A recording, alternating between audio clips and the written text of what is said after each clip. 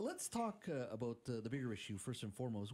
Why do you think the taxi industry, in the context of the Lower Mainland, was so slow to adapt to app-based ride-hailing models here in British Columbia? Jas, I think the issues were fundamental to the makeup of the taxi industry, how it was organized, and basically it was a failure of the governance model that was in place in terms of how the companies were set up and how they were organized. There's a great deal of factionalism. The companies could not get together. Many of us who worked in the associations, and I worked, very closely with Mohan over those years, and went to various forums and meetings with the regulators and the government.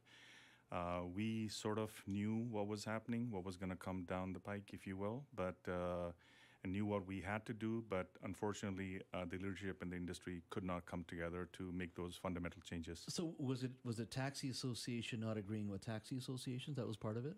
Well, that was one part, but ultimately it's the taxi companies and their managements who have to make the critical decisions on, the investments that need to be made in technology and changing the model of delivery of our service, and ultimately how to respond to changes in consumer demand and preferences. First of all, do you think the industry was capable of making that change? And what I mean by that, you have a certain way of doing things. You got regulations. Getting a taxi license isn't easy, and when you do, it's worth a lot of money. But there's a significant amount of government regulations, right? App-based ride-hailing is significantly different than that. So was this heavily regulated industry actually capable of doing so? Because there are economic interests that relied on those medallions.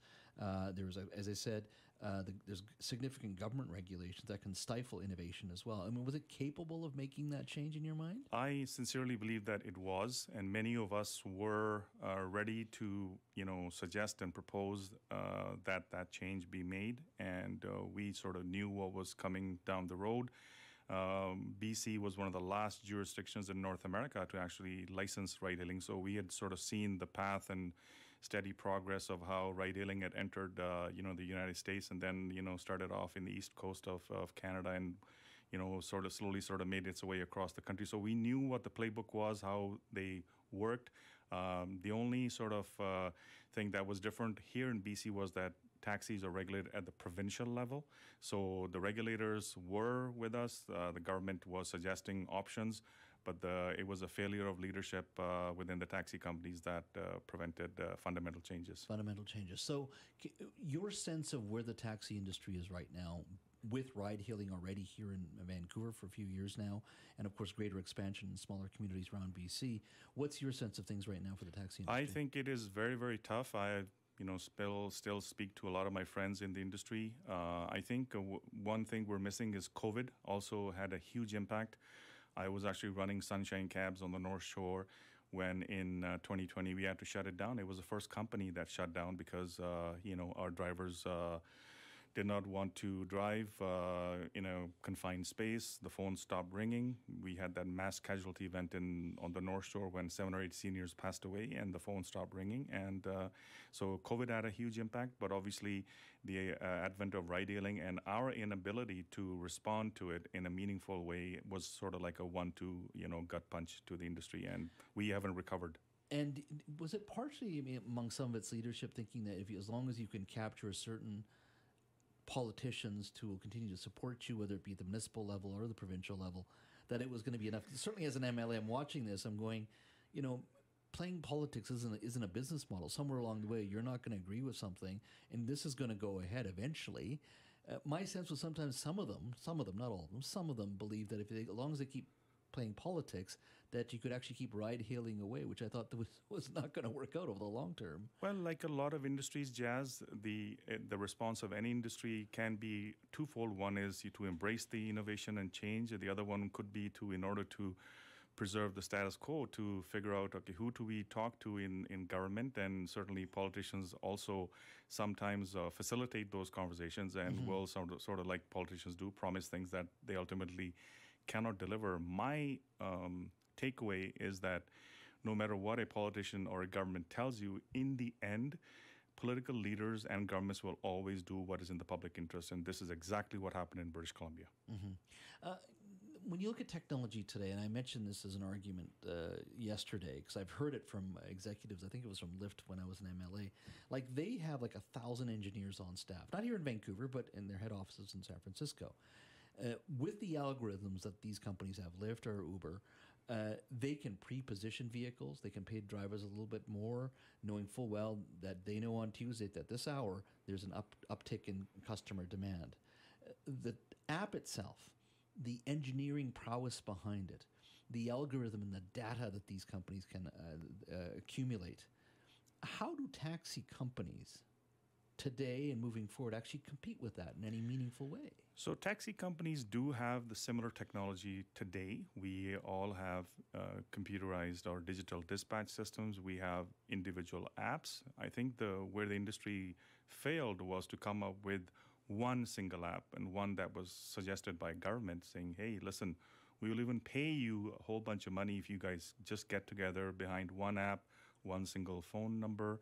I think one of the huge issues where things fell apart was in order for such an app to work, we had to remove boundaries, and some of our friends here in Vancouver were not agreeable to that. Right now, if you flip on the Uber app, you basically have one zone from Whistler all the way out to Hope. But our local tax industry was, sort of frozen in a 50s type regulation framework where we have municipal boundaries which prevent a North Shore cab after having dropped off in Surrey to be able to pick up a fare there, and they have to deadhead back, which is a colossal waste of taxi resources, and nothing has been done to address that problem. So in this case, it would be the Vancouver taxi owners who don't want the suburbanites coming in because these are still relatively, I guess, a lucrative area. It's a high density area, a lucrative area, and they don't want anybody cashing in on that. That's right. And not only that, there was also, you may have, consumers would be aware of taxi shortages on the weekends. Suburban taxi companies did make an effort to apply for limited ability to work in downtown on Friday, Saturday nights, and 7 companies were successful in that venture, where 38 licenses were authorized by the Passenger Transportation Board to work in downtown. However, our friends in Vancouver, along with their enablers in the city of Vancouver, blocked that effort for about a year and a half. And one of them eventually landed up in the Premier's office and did something quite dramatic where, just like we were speaking about, BC government taking away municipal authority yesterday in Bill 14 and 15, they themselves, in passing Bill 55, took away the authority of cities to regulate taxis. Give us a call on the open line. We'd love to hear from you if you've had experience with the taxi industry, ride-hailing as well, your thoughts on sort of what you're seeing and convenience as well, 604-280-9898, star 9898 on your cell phone. The reason we're covering this today is, of course, Uber is finally going provincial. The ride-hailing giant is expanding across BC, well beyond Vancouver, Victoria, and Kelowna, but into smaller communities like Nanaimo, Kamloops, and Prince George. So that's one of the reasons we're talking about this, of great concern in the taxi industry as well. Let's go to Tom in Maple Ridge. Hi, Tom. Oh, yeah, I'm in Maple Ridge, but I'm not from Maple Ridge. It does make a difference. Okay, no, just whatever. But I can tell you that, like, from the suburbs, Uber's been a total game changer for going to shows, going out to even the local pubs or anything. It's just so much more convenient than a taxi. You can go to anywhere you want. You know they're going to come. You know when they're going to come. You know how much it's going to be. I've gone to concerts or BC Lions games where I've taken it, and then all of a sudden you see that it's super, quite expensive. So you walk a block and then you look again and it's like half the price, and you just kind of know it. And it's a lot of my friends that used to go and just, I'll have 2 or 3 and then drive.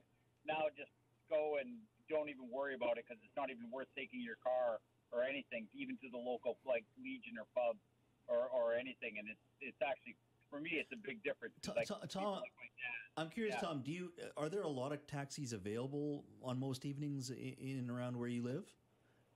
Oh, probably not. I have no idea. You know what I mean? But they were twice as expensive, and you'd phone and they'd say, they're coming at a certain time, and you stand in the rain, and you know what I mean. You're waiting in Gastown, and you don't know what they're going to be, and yeah, you don't know how much they're going to be, and you can follow the Uber driver, and you can actually see them on the road as they're coming closer to you. So thank you for your call. Really appreciate that, Tom. I guess that's part of it. Moving forward, just for a second, when ride-hailing was approved in this province, we've talked about taxi licenses, right? How did that system work? Because in Vancouver, my sense was that the licenses at one point were worth like $1 million each when a government ever granted somebody a license in Vancouver. So yes, that was in the media quite a bit around that time, and of course, I think a lot of people may not know that the license itself has no value. It is basically a piece of paper. It's a permit that is issued by the Passenger Transportation Board to the company, which gives them the right to operate a vehicle. And depending on how many vehicles you have. So one of the companies that I was running at that time, Sunshine Cabs, had 74 licenses. So, but the value that is most often spoken about is the value of the shares that are attached to that permit, and those assume a value over time. They are traded back and forth by people who want to own a cab. So basically, they will buy a share from an existing owner, and the owner can demand a price, or how it is known as the going rate for a share in a particular company. And of course, when Uber and Lyft was allowed in British Columbia, those values plummeted, and some estimates pretty close. We've sort of done the calculation is that the industry collectively lost in Metro Vancouver and the Fraser Valley lost close to $2.5 billion overnight when Uber and Lyft were. $2.5 billion. That is correct. Value. So that would probably be the sort of the gross value of all of those share prices put together across the Metro Vancouver and Fraser Valley. We've only got about a minute left. Are you hopeful that this industry will be fiscally healthy at some time? I mean, right now it must be still going through a lot of transition and disruption. Yes. Can you reach a healthy point at some time in the future? Well, again? it's going to be tough. Obviously, Uber and Lyft have taken more than half of the market share that cabs used to have. But I think taxi drivers are tough guys. They'll tough it out. There always will be a need for taxis. Number one, we haven't spoken about it, is the fact that only taxis provide accessible services. Yeah. Uber does not. And, taxis are required by provincial regulation to have a certain percentage of vehicles that provide wheelchair service, and that there is a steady increasing need for that. And cabs will be there long into the future. It's just that, they somehow, I hope they can come together and innovate and try and meet Uber head on. Unfortunately, they have been hamstrung by a lack of a level playing field because of government regulations and what the regulator did or did not do.